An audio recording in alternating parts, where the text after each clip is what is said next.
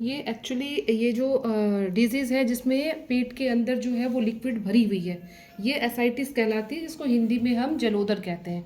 इसमें एक्चुअली क्या होता है, जब हमारे kidney, liver, gall bladder and heart जो है वो हमारे वीक हो जाते हैं, तो वीक होने के बाद क्या होता है, जो ब्लड है, हमारा ब्लड का बनना थोड़ा सा वीक हो जाता है, मतलब उसकी गति जो है वो धीमी हो जाती है।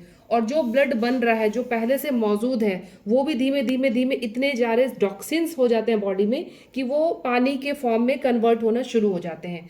अब इसमें क्या है, जब आपके गुर्दे काम नहीं कर रहे हैं, जब आपके लीवर किडनी फंक्शन में नहीं कर रहे हैं, तो उस पानी को जो किडनी फिल्टर कर रहा है, वो पानी बाहर यूरिन के थ्रू न निकल के वो जमा होने की टेंडेंसी आ जाती है, वो जमा होने लग जाता है। तो जमा होने के कारण अगर ये बॉडी के डिफरेंट डिफरेंट पार्ट में जमा होती है, जैसे ये पैर में भी जमा हो गई है, तो ये या तो पैर में जमा होगी, हाथ में जमा होगी, पूरे बॉडी में जमा होगी, तो ये केस कहलाएगा, अलग अलग केस हो गए। लेकिन पर्टिकुलर जब ये पेट के पार्ट में जमा होता है, तब भी हम इसको जलोदर कहते हैं, मतलब जल उदर के पार्ट में जमा हो गया, पेट के पार्ट में जमा हो गया, तो ये जलोदर कहलाता है। तो इसके ट्रीटमेंट के लिए हमने कुछ तो एक्यूपंक्चर के भी पॉइंट्स दे रखे हैं, ये निडलिंग कर रखी है। किडनी को स्ट्रांग करने के लिए हमने ये मोक्षीवर्षण ट्रीटमेंट जो है वो दे रखा है, जिससे इनकी किडनी को स्ट्रेंथ मिलता रहे।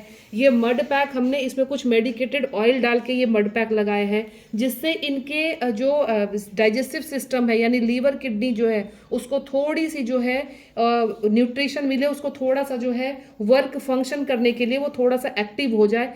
एक कपिंग हमने की है, यानी नाभि चक्र को एक्टिवेट करने के लिए, यानी नाभि अपने पुराने पोजीशन पे रहे, सेंटर पे रहे और वो फंक्शन करता रहे। इनको नींद की भी थोड़ी सी प्रॉब्लम रहती है, तो नींद के लिए हमने ये मैग्नेटिक थेरेपी को यूज़ किया है। अब ये जानना पड़ेगा हमारे लिए कि आखिर ये थेरेपी जो है, ये डिजीज जो है आई क्यों है। तो सिंपल सा बात है कि ये जब ऑर्गन हमारे वीक हो गए तो ये डिजीज आ गई। अब इसका प्रोसेस क्या है, ट्रीटमेंट का प्रोसेस ये है कि इनके बॉडी से फ्लूइड को हमें हर हाल में बाहर निकालना है।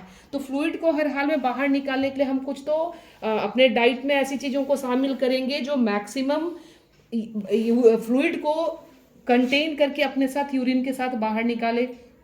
इसके लिए हमें मेथी का पानी देना होगा, लहसुन का पानी देना होगा, मैक्सिमम जो है गाजर का जूस पिलाना होगा। कोशिश ये करनी है कि इनका उपवास जितना ज़्यादा हो सके उतना ज़्यादा ये थेरेपी फ़ायदेमंद होगी, यानी रोटी वगैरह बंद करनी है, दही जो है वो मैक्सिमम देनी है, जूस मैक्सिमम देना है। और एनीमा इसमें बहुत ज़्यादा कारगर होगी, या तो आप एनीमा को 1 टाइम जो है ये रोज़ देना है, तो एनीमा इस पर बहुत ज़्यादा फायदा, क्योंकि एनीमा का क्या है, आंतों में मल जो है वो सूख गया मतलब कब्ज की शिकायत हो गई। तो ये रोग की शुरुआत जब हुई है, यानी इनको बहुत पुराना कब्जियत रहा है, ये इतिहास है इनका 7 साल पुराना, जैसे आप बता रहे हैं 7 साल पुरानी डिजीज है, तो इसका मतलब है कि कब्जियत जो है वो उसके पहले से बननी शुरू हो गई है।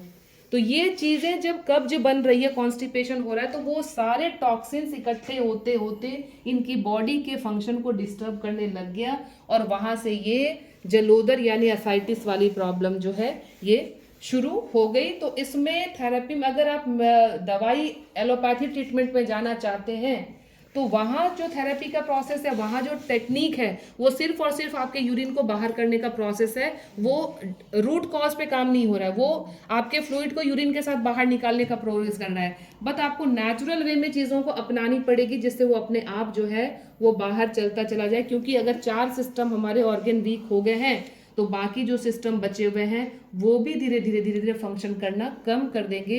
तो ये स्थिति बढ़ती जाएगी, क्योंकि पेट में जितना पानी रहेगा वो इन्फेक्टेड वाटर है, वो सारे उसमें टॉक्सिन्स भरे हुए हैं, तो वो बॉडी को और भी ज़्यादा डैमेज करता चला जाएगा। तो ये जानकारी जो है ये नेचुरोपैथी वे में मैं आपको दे रही हूँ। तो प्लीज़ अगर आपको ये पसंद आ जाए तो मेरे चैनल को लाइक सब्सक्राइब जरूर करें। और जो आपके जानकार हैं, जिनको इस डिजीज़ की प्रॉब्लम है, जिनको इस थोड़े से मार्गदर्शन हो सकता है उनका, उनके पास ये पोस्ट जरूर भेज दें। Thank you.